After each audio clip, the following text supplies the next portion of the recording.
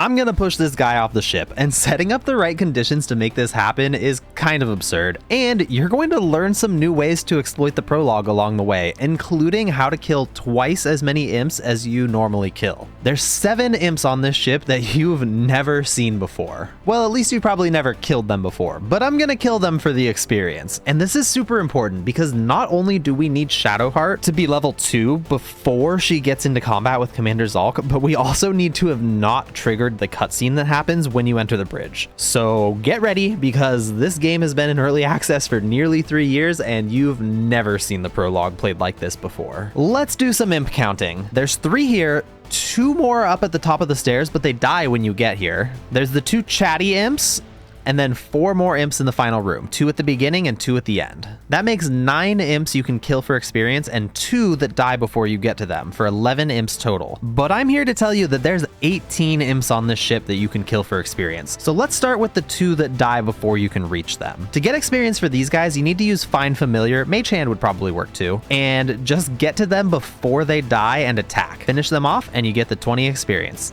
Easy. So where could these other 7 imps be hiding? Well, they're actually not hiding as much as you think. They're the 7 imps that you see flying right at the beginning with the red dragon. And if you look closely, you'll see that all 7 of them are showing up on the minimap with an arrow pointing down. They're all right here, under the floor. But they're only here for a few seconds before they despawn. And it looks like Larian made a small zone here that's untargetable with spells while they're here. It's like they knew I was going to try to kill their hidden imps. I'm sure there's several different ways of doing this, but here's what I did. I took the bottle of grease and the alchemist's fire you find in this chest, and I dropped them on the ground. I let my spider familiar move them over to where the imps would spawn, then I attacked the bottle of grease to coat the floor. I set up the alchemist's fire before walking forward to trigger them to spawn. When they spawn in, I have my spider attack the alchemist's fire, which explodes the grease. Then, if I cast grease with my character at just the right moment, I can create a second explosion right after they all take damage from burning. There's a little RNG involved, but you can kill all 7 of them by doing this. See, there's the corpses right there. You can also damage the red dragon with this, but it has far too much health and leaves way too quickly for you to be able to finish it off. I'd be really curious to see what would happen if somebody makes an insta-kill with any damage mod to kill the dragon. I imagine you'd get a ton of experience,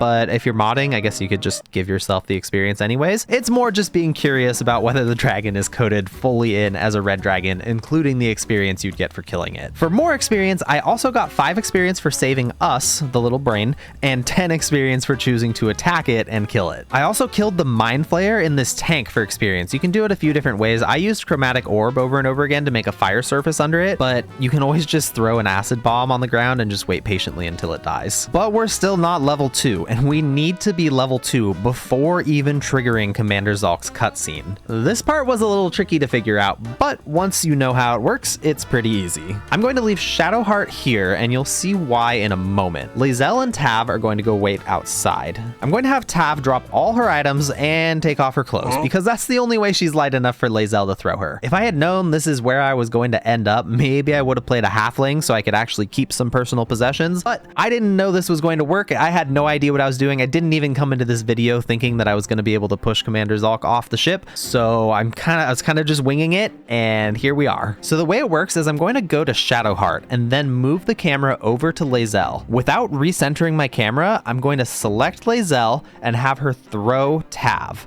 First, I tried it at the front of the ship and I got her into this little glitch area, but it always forced me back out. But then I tried on the side of the ship and I was able to throw Tav right into the control room. I can trigger the cutscene that spawns the 2 imps and the Hellboar, and then move closer to the Mind Flayers and Commander Zhalk to bring them into this combat. And bringing them into this combat doesn't trigger the cutscene, it just brings them in. It's just, okay, there's a combat that's already started. Okay, oh, here's some extra guys, let's put them in as well. Great. Now, with this combat started, the 2 cambions that will run into the room towards the end of the fight are going to spawn, and they're going to come into the room with us. The Mind Flayers aren't going to attack them except when they use this big blast that stuns. So I could just wait until they do that a bunch of times, but I can also just attack them and kill them, because as long as I don't get too close, they'll just keep fighting each other. And when I finish killing the cambions, my characters will reach level 2. With level 2,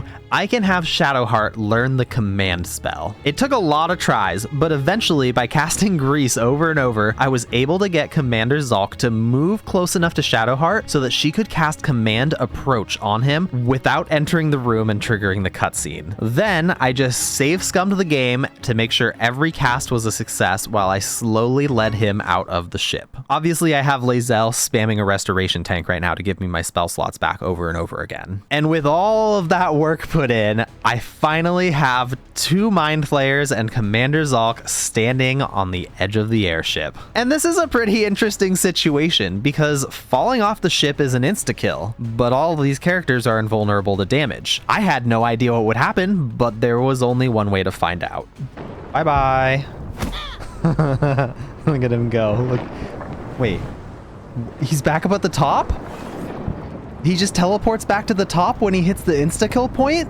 So Commander Zhalk's a total cheater, and when he gets insta-killed, he just teleports himself back up. So I hit the cutscene so that he would no longer be invulnerable to damage, and I decided to try pushing off the Mind Flayer first, who died, and I got experience even though I was still allied with them when I pushed them off, which I was not expecting. And then I made Commander Zhalk drop his sword, which is dangerously close to the edge, but still where I can pick it up, and I positioned and shoved him off the edge too, and he died this time. So only the invulnerability was keeping him alive. Then I went and I grabbed the sword and I threw it over to the main chamber, to the control room, because Tav can't leave the control room after the cutscene happens. There's a full party wipe trigger at the doorway. I wanted to see if I could get experience from that last Mind Flayer. So I got lucky and the Mind Flayer got stuck somewhere. So I was able to separate the group, and the Mind Flayer got out of combat and then just came over and was just waiting. I actually was able to get that Mind Flayer to become hostile to me by attacking. So I took it and I led it back out over to the ledge to see if it made any difference if it died while it was hostile to me. So I tried shoving it off the ledge, but obviously it was invulnerable, so it just came back up. So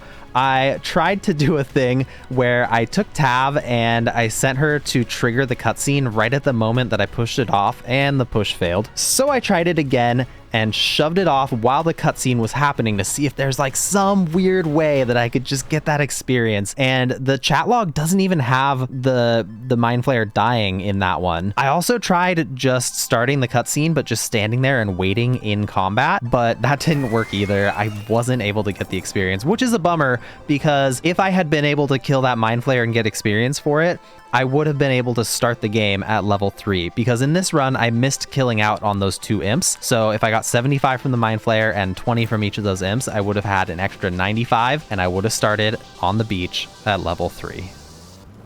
I was so close.